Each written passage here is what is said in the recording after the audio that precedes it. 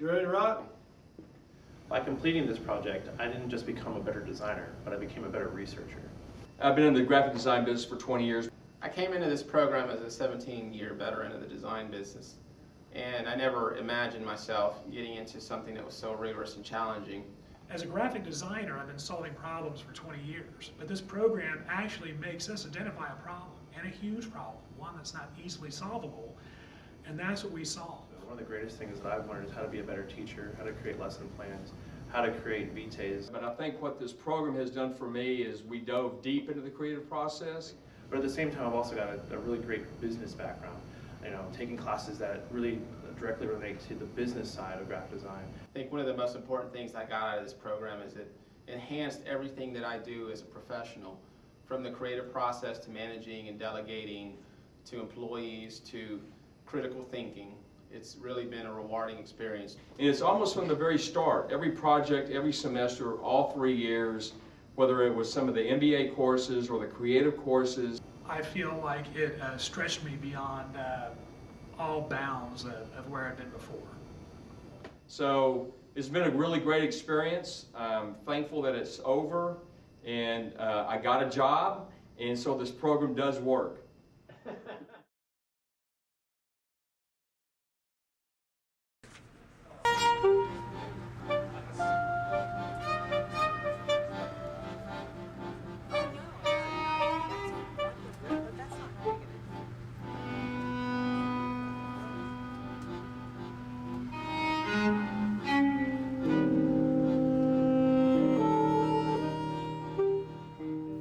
My name is James Bell, and the topic of my study is the intuitive association of color and sound. I really believe that all people intuitively associate color and sound. I built an online survey and surveyed 425 people over 3 months to get their perceptions of color and sound. I have taken some paintings, Andy Warhol's Marilyn Monroe, Van Gogh's Starry Night, and by using my process and research, I have converted these visual images into oral images or sound.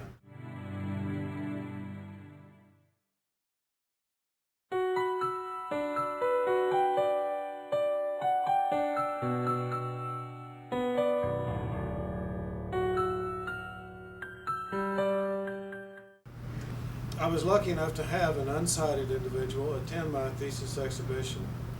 One of his comments was that for a person who has never seen before, this may not be a big help, but for someone like himself who lost his sight later in life, it's a tremendous help in helping him relate to and remember the colors that he can no longer see.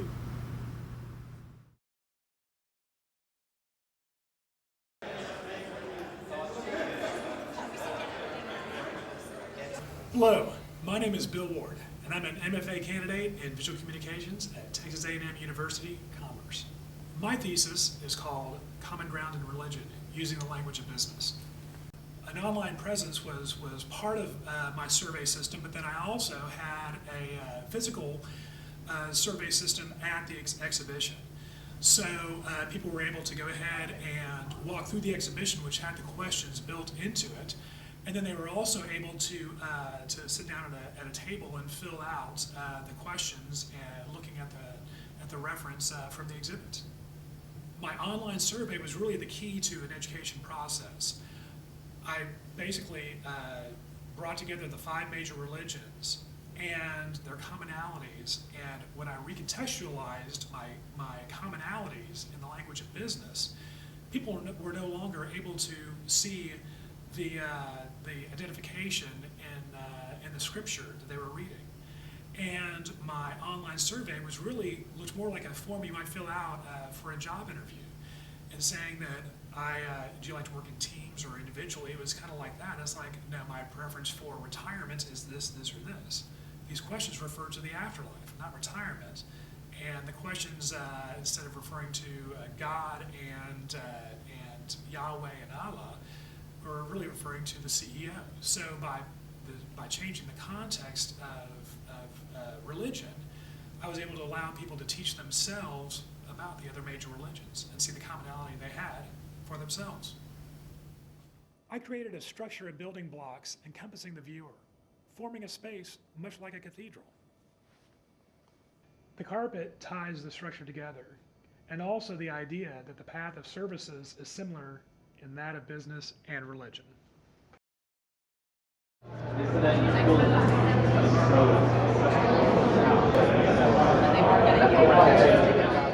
My name is Thomas Anthony, and I'm an MFA candidate at Texas A&M-Commerce. My thesis title is The Universal Disaster Relief Symbol System.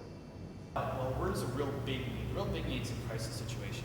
That's really where a lot of language barriers are housed.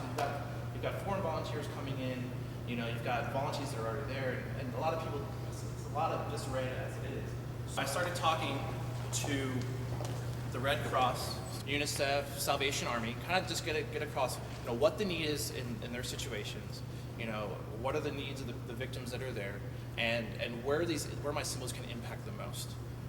Across the board, I came across 3 different areas that are really where the need is, and it's with medical, food, and shelter. So that kind of gave me my 3 categories. From there, I decided, okay, let's just start making symbols for those 3 categories. So in order to better plan out exactly what these symbols are going to do, I designed a brand guide, which I have on these boards over here. So in the brand guide, you've got the 3 different areas. You've got the medical, the food, and shelter.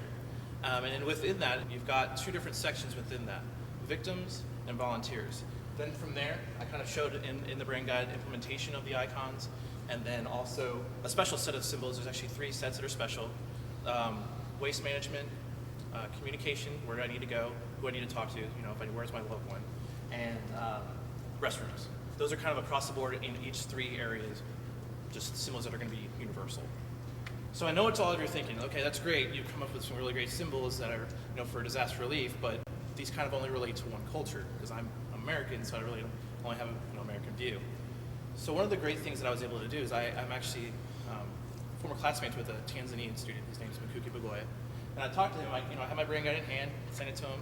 I said, hey, this is what I'm doing. Can you translate it into Swahili, into Tanzanian? So I created a survey online. One survey is in English, one survey is in Swahili. And Mkuki gave it to his friends, I gave it to my friends, and we got really, really, really good data on that it works. The symbols mean what they mean, and people understand them.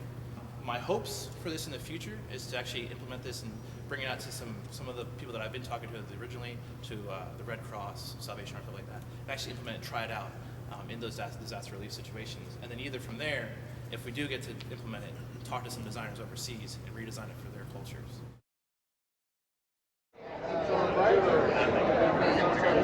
My name is Raul Varela, and my thesis is graphic design certification. Our profession has evolved a lot since the 80s. We've got the internet that has come around. We've got issues like crowdsourcing. We have issues with designers going out and underselling their work, doing logos for $50. We've got all these issues that are not being addressed by our profession as a whole.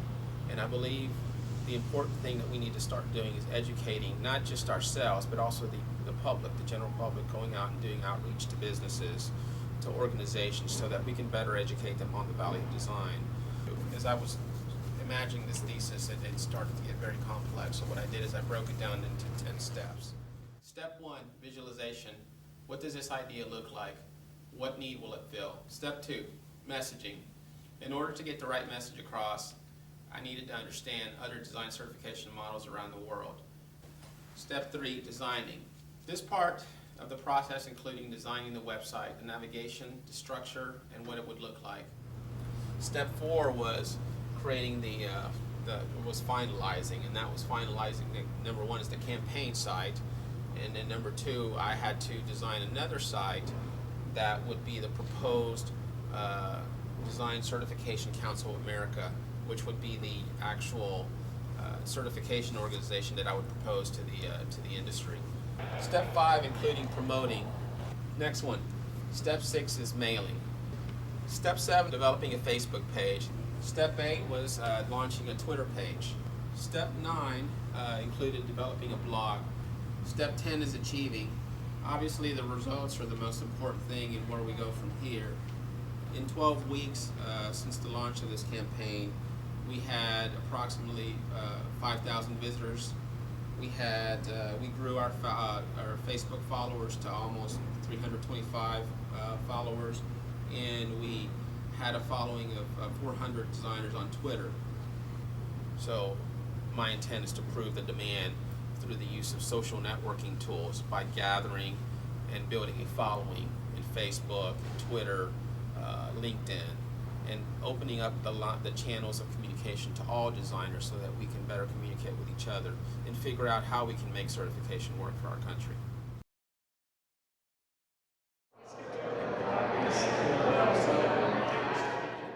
My name is Casey McGarr, and the title of my thesis is On Time, On Task. It's a visual system for ADD, ADHD kids for task management in the home.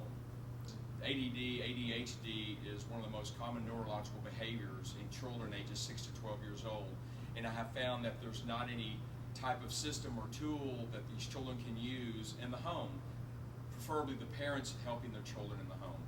Children with ADD and ADHD, it's all about routines and getting them to finish a task, but really showing them what the step 1, step 2, step 3, step 4 of these tasks. I produced a series of cards that their children would use at the kitchen table, and a placemat that would be on the kitchen table, and a routine board that attaches to the refrigerator.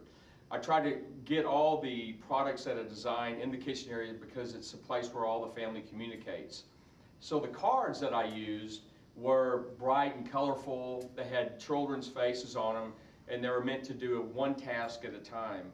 So for instance, if the task was brushing the hair, the child would take the card, brushing the hair. When they finished, they would bring the card back to the kitchen table. They would pick up the next card and they would complete that task. And I think through the whole series of these tasks, it kind of keeps them on track. It becomes a routine for them, so they can sit there and manage their own tasks by themselves without the parent involved. Children that have ADD and ADHD, most children are on medication. So this product is not in place of the medication. It actually works in the morning before the medication is taking effect, and in the evening when the medication is slowly wearing off. The last piece that I'll show you is the results of success. So when I did the beta testing and these parents chose a few products, I also gave them a questionnaire afterwards, and they chose what they thought about it. The question was, did the product help in organizing the tasks? And I got 2 major responses, and it was quite a lot or absolutely. And this one, did the product help your child feel empowered? And they all chose quite a lot. So from the start of the thesis research and the discovery of what these design products can do for children in the home that have ADD and ADHD, and especially the parents to help their children stay on task and have a routine system, I think it was very successful.